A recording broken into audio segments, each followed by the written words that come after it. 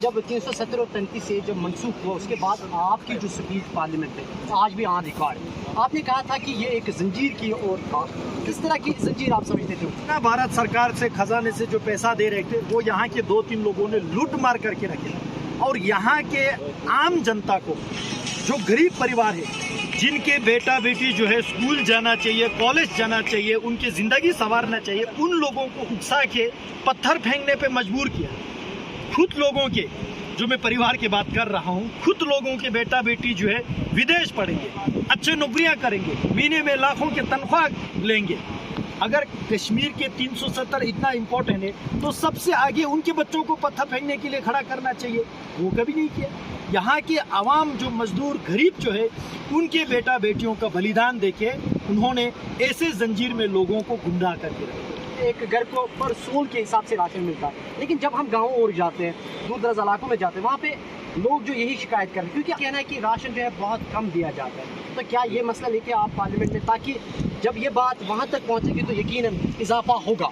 हम जब दूर दराज में रिपोर्टिंग करने के लिए जाते हैं तो लोग शिकायत करें कि बिजली के हवाले से बिजली जो है 920 रुपये पर महीने जो है इनकी बिल आती है, तो उनकी नरखों में ज़्यादा इजाफा है। बिजली 24 घंटे नहीं है, 12 घंटे नहीं है। ये मसला भी पहला प्रधानमंत्री नरेंद्र मोदी जी, अटल बिहारी वाजपेयी जी के बाद देश में एक भी घोटाला नहीं हुआ, स्टेट में एक भी घोटाला नहीं हो रहा है। तो ये मिसाल लेके हमें मोदी जी के साथ खड़ा होना चाहिए। नाज़रीन, आप सबका बहुत बहुत शुक्रिया जुड़ने के लिए। मैं हूं आपका दोस्त फयाज जमाल भट्ट। नाज़रीन, आज हमारे साथ एक खास शख्सियत है, हिंदुस्तान मुल्क भर में मशहूर है। ये मेंबर पार्लियामेंट लोकसभा हैं, ये जमयंग जी हैं, जो कि लद्दाख से रिप्रेजेंट करते हैं बीजेपी को। और इनकी स्पीच जो है वो उस वक्त काफ़ी ज़्यादा मशहूर हुई जब यहाँ पे 370 और 35A मनसूख हुआ, और उसके बाद जो स्पीच उन्होंने दे दी और उसकी वजह से भी उन्होंने बहुत नाम कमाया है। इन्हीं से बात करते हैं और आज ये जनूबी कश्मीर के खूबसूरत वादी में नूराबाद के हैं, इनसे बात करते हैं। जमीन जी, सबसे पहले आपका बहुत बहुत शुक्रिया सर वक्त देने के लिए। बहुत बहुत शुक्रिया आपको। सर, थोड़ा सा बता दीजिएगा, आज दौरे के हवाले से बात करें। खूबसूरत वादी में जन्नत बेनज़ीर का एक छोटा सा टुकड़ा है जिसे मैं नूराबाद कहता हूँ, वहाँ पे है। और इस दौरे के हवाले से बता दीजिएगा किस मकसद से आप यहाँ पे हैं। देखिए, ये वादी खूबसूरत तो है ही है, लेकिन बदकिस्मती इस वादी का ये रहा कि बीते 70 सालों में जिन लोगों ने यहाँ पे हुकूमत किया, यहाँ पत्थर के अलावा, टेररिज्म के अलावा, उग्रवादी के अलावा आवाम ज़िंदगी को जो चाहिए वो नहीं दे पाया। प्रधानमंत्री मोदी जी आने के बाद यहाँ विकास के नदियाँ बहे। देखिए, हमारे ठीक पीछे ये पुल, इस पुल को बनाने में 70 साल लगा। मोदी जी का इंतज़ार किया। आज प्रधानमंत्री मोदी जी आने के बाद लगभग ये 135-45 जो मीटर हो गए इसका लंबाई और चौड़ाई भी देखिए। ऐसे बड़े बड़े प्रोजेक्ट जो है कश्मीर में ज़मीनी हकीकत पे उतार रहा है। इसलिए प्रधानमंत्री मोदी जी, जिनका जो है मरकज़ी सरकार चलाते हुए 9 साल पूरा हुआ, उस 9 साल के बेमिसाल काम को लोगों को याद दिलाने के लिए हम आज वादी कश्मीर में यहाँ गांव-गांव घूम रहा है, लोगों से मिल रहा है। और इतने अमान और शांति का माहौल यहाँ मोदी जी ने बना के रखा। 370 दरा हटने के बाद यहाँ आज एक भी पथराव का सिलसिला नहीं है, एक भी जो दुकानें बंद नहीं होते, किसी के जान यहाँ नहीं जाते हैं। पहले के एक ज़माना आप याद कीजिए, 42,000 लोगों के जान जो है यूपीए सरकार के दौरान लोगों को गंवाना पड़ा। क्यों? क्या गुनाह किया हमारे कश्मीरियों ने? आवाम ज़िंदगी जीने वालों ने क्या गुनाह किया? केवल 2-3 परिवार के जो सत्ता हस कुर्सी मजबूत रखने के लिए लोगों के बलि चढ़ते गए। आज मोदी जी इस देश का पहला प्रधानमंत्री जो आया, जिन्होंने, अटल जी ने कहा था, जमहूरियत, इंसानियत और कश्मीरियत तीनों चीज़ को ज़मीन पे अमल करके उतारने वाला प्रधानमंत्री जी मोदी जी आया। और उनके जो है कार्यकाल में ऐसे बड़े बड़े प्रोजेक्ट जम्मू कश्मीर में शेप ले रहा है, जिसका बेनिफिट यहाँ के जो बैकवर्ड इलाके, यहाँ के जो लोग इसका ले रहा है। यही चीज़ हम लोगों को याद दिलाना। जब 370 और 35 से जब मनसूख हुआ उसके बाद आपकी जो स्पीच पार्लियामेंट में आज भी ऑन रिकॉर्ड है, आपने कहा था कि ये एक जंजीर की ओर था। थोड़ा सा ये बता दीजिए किस तरह की जंजीर आप समझते थे? देखिए, वो जंजीर इसलिए था, लोगों के सेंटिमेंट को उकसा के लोगों को बेवकूफ़ बनाने की कोशिश जो अब्दुल्ला परिवार और मुफ्ती परिवार ने जो करके रखे थे, जिससे छुटकारा जो है प्रधानमंत्री जी ने दिया। जिस 370 के चलते हुए यहाँ पे इतने बड़े विकास ना अंदर के जो नेता लोग कर पाते थे, ना बाहर से आने दे रहे थे। जितना भारत सरकार से खजाने से जो पैसा दे रहे थे वो यहाँ के 2-3 लोगों ने लूट मार करके रखे। और यहाँ के आम जनता को, जो गरीब परिवार है, जिनके बेटा बेटी जो है स्कूल जाना चाहिए, कॉलेज जाना चाहिए, उनकी ज़िंदगी संवारना चाहिए, उन लोगों को उकसा के पत्थर फेंकने पे मजबूर किया। खुद लोगों के, जो मैं परिवार की बात कर रहा हूँ, खुद लोगों के बेटा बेटी जो है विदेश पढ़ेंगे, अच्छे नौकरियाँ करेंगे, महीने में लाखों के तनख्वाह लेंगे। अगर कश्मीर के 370 इतना इम्पोर्टेंट है तो सबसे आगे उनके बच्चों को पत्थर फेंकने के लिए खड़ा करना चाहिए, वो कभी नहीं किया। यहाँ के आवाम, जो मजदूर गरीब जो है, उनके बेटा बेटियों का बलिदान देके उन्होंने ऐसे जंजीर में लोगों को गुमराह करके रखा। प्रधानमंत्री मोदी जी ने 35A और 370 हटाने के बाद यहाँ जो विकास के, तरक्की के जो नदियाँ पे, केवल जो बड़े बड़े प्रोजेक्ट्स के बाद मैं नहीं कर रहा हूँ, मैं आपको गिन के बता सकता हूँ, कश्मीर के 2 लाख गरीब आवाम को घर बना के दिया मोदी जी ने। ऐसे बहुत सारे परिवार हैं जिनको जो चूल्हा जलाने के लिए गैस सिलेंडर खरीदने के पैसा नहीं थे, ऐसे BPL जो वुमेन उस ब्रेड अर्नर है, उन लोगों को सिलेंडर मुफ्त में दिया, शौचालय ला के दिया। पूरे जम्मू कश्मीर के आवाम को गोल्डन कार्ड के माध्यम से हेल्थ इंश्योरेंस करके दिया।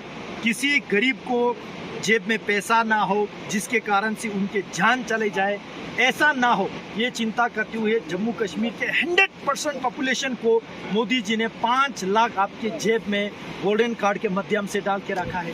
तो ऐसे हर एक गरीब की चिंता करने वाला देश के प्रधानमंत्री है, उसने इस जंजीर से छुटकारा देके लोगों के आवाम में एक बत्ती जलाने का, एक विकास करने का काम जो है प्रधानमंत्री मोदी जी। आप यंगेस्ट MP हैं, थोड़ा सा ये बता दीजिए जो हमारे नौजवान हैं, क्योंकि बेरोजगारी बहुत ज़्यादा है, तो थोड़ा सा ये बता दीजिएगा 9 साल बेमिसाल जिस तरह आप कह रहे हैं, तो बेरोजगारी अगर हम जम्मू कश्मीर के हवाले से बात करें काफ़ी पीक्स पे है, तो इस हवाले से क्योंकि आप रिप्रेजेंट करते हैं, आप वहाँ तक नौजवान की बात पहुँचा सकते हैं, तो इस हवाले से बेरोजगारी को ख़त्म करने के लिए आपकी सरकार क्या करे? देखिए, इसमें 2 महत्वपूर्ण पॉइंट हैं, 2 इम्पोर्टेंट चीज़ को हमें समझना पड़ेगा। इतने सारे बेरोजगार क्यों हैं? क्योंकि देखो, एक बंदे का उम्र होता है जिसका 25 साल हो, 30 साल हो, तब भी आप बेरोजगार है, तो आपने शिक्षा, आपने तालीम कहाँ से हासिल किया? और पहले के सरकार आपको ठीक तरह से तालीम देने में नाकामयाब क्यों आपको स्किलफुल वो लोग नहीं बन पाए?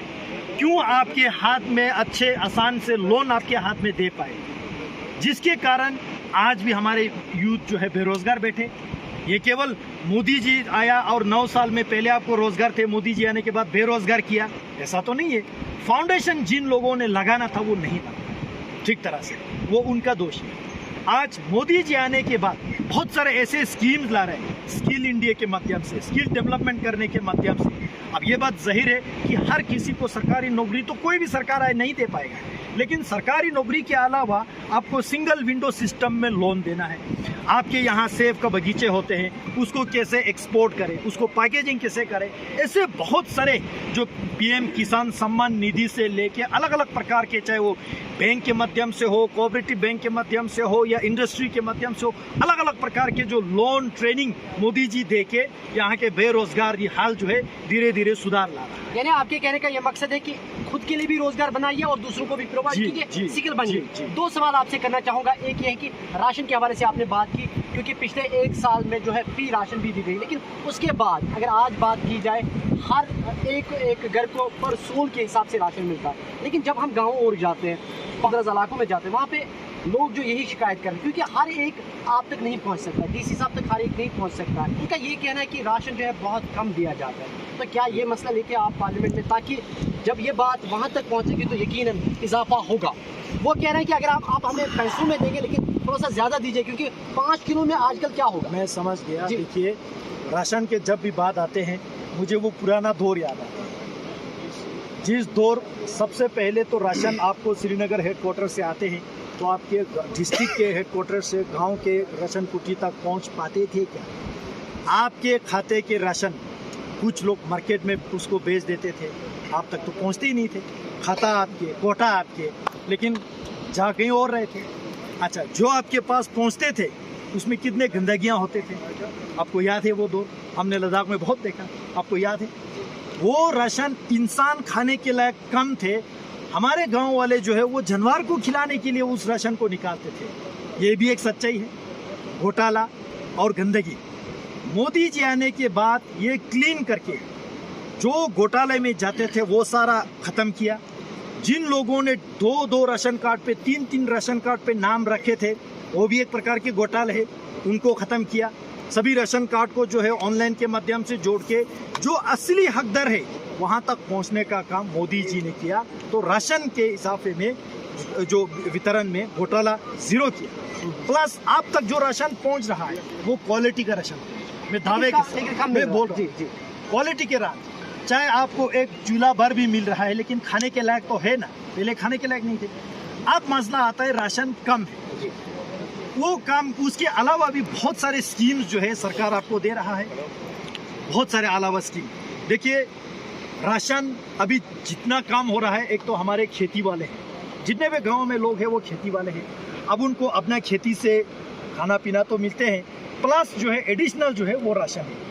अब इसमें आगे कैसे बढ़ना है वो मैं ज़रूर पार्लियामेंट में भी उठाऊंगा, सरकार से भी बात करूंगा और यहाँ के एलजी साहब से भी मैं बात करूंगा। ऐसे ऐसे ग्रीवेंसेस है तो उस पर और भी अच्छी तरीके से काम, वैसे एलजी साहब बहुत बढ़िया काम कर रहा है और भी हो सकता है, गुंजाइश है तो उस पर भी करने की हम बात करें। क्योंकि आपका बिजी शेड्यूल है, आखिरी सवाल पूछना चाहूँगा इसी ग्रीवेंस के हवाले से। हम जब दूर दराज में रिपोर्टिंग करने के लिए जाते हैं तो लोग शिकायत करें कि बिजली के हवाले से, बिजली जो है 920 रुपये पर महीने जो है इनकी बिल आती है, तो उनकी नरखों में ज़्यादा इजाफा है। बिजली 24 घंटे नहीं है, 12 घंटे नहीं है, तो उस हवाले से थोड़ा सा बता दीजिएगा क्या ये मसला भी एलजी साहब। देखिए सबसे पहले मैं यहाँ के लेफ्टिनेंट गवर्नर मनोज सिन्हा साहब को बहुत बहुत धन्यवाद देना चाहूँगा।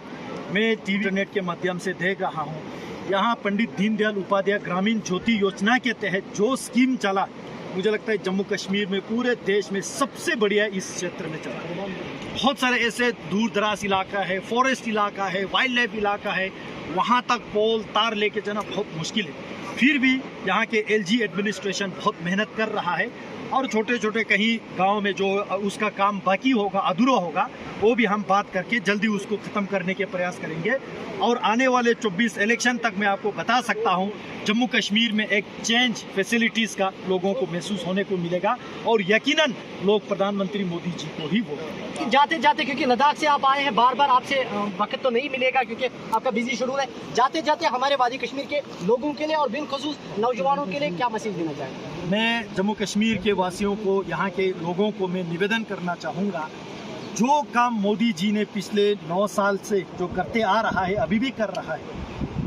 पहला प्रधानमंत्री नरेंद्र मोदी जी, अटल बिहारी वाजपेयी जी के बाद देश में एक भी घोटाला नहीं हुआ, स्टेट में एक भी घोटाला नहीं हो रहा है। तो ये मिसाल लेके हमें मोदी जी के साथ खड़ा होना चाहिए। गरीब कल्याण योजना, चाहे वो राशन हो, बिजली हो, पानी हो, यहाँ अलग अलग जो हेल्थ कार्ड हो, किसान सम्मान निधि हो, ये सारा जहन में रखते हुए मोदी जी के साथ हमें खड़ा रहना चाहिए। यहाँ की सिक्योरिटी, लोगों की सुरक्षा ध्यान में रख के यहाँ कितने अच्छे माहौल बना के रखे मोदी जी ने, ये ध्यान में रख के हमें मोदी जी को वोट करना चाहिए। मोदी जी जब दिल्ली में हमारे प्रधानमंत्री बने रहेगा तब जाके हमारे जम्मू कश्मीर जो है खुशहाल ज़िंदगी जी पाएंगे। इसलिए मैं लोगों से निवेदन करना चाहूँगा, भारतीय जनता पार्टी को चप्पे चप्पे घर घर ले जाके मजबूत करने का काम कीजिए और ये सुनिश्चित कीजिए दोबारा प्रधानमंत्री मोदी जी बनने के साथ साथ लद्दाख के समेत जम्मू कश्मीर से जो 5 MP आता है, लद्दाख से तो आएगा ही डेफिनेटली, तो ये 5 के 5 MP जो है मोदी जी के खाते में डालना चाहिए। जब यहाँ स्टेट असेंबली इलेक्शन होगा सारे सबका सब MLA जो है भारतीय जनता पार्टी के खाते में जाना चाहिए, तब जाके जो है अभी जो बीच में कहीं डिस्टर्बेंस है तो वो भी ख़त्म करके लोगों के घर घर तक विकास पहुंचने का काम भारतीय जनता पार्टी करेगी। चलिए बहुत बहुत शुक्रिया, आपने टाइम दिया उसके लिए आपका बहुत बहुत शुक्रिया। मुज़्ज़ज़, आपने MP जो लद्दाख से जो रिप्रेजेंट करते हैं और बात जो आप तक हमने पहुंचाने की कोशिश की और उन्होंने कहा कि जो भी यहाँ पे ग्रीवेंसेस हैं, जो भी मसले हैं, जो भी मसाइल हैं, वो ज़रूर हम पार्लियामेंट में उठाएंगे। और मुज़्ज़ज़, इसी तरह की मज़ीद खबरों के लिए और इंटरव्यूज़ के लिए आप देखते रहें डेली जमाल। अपना प्यार हमें ज़रूर दीजिए, अपने होस्टों को इजाज़त दीजिएगा।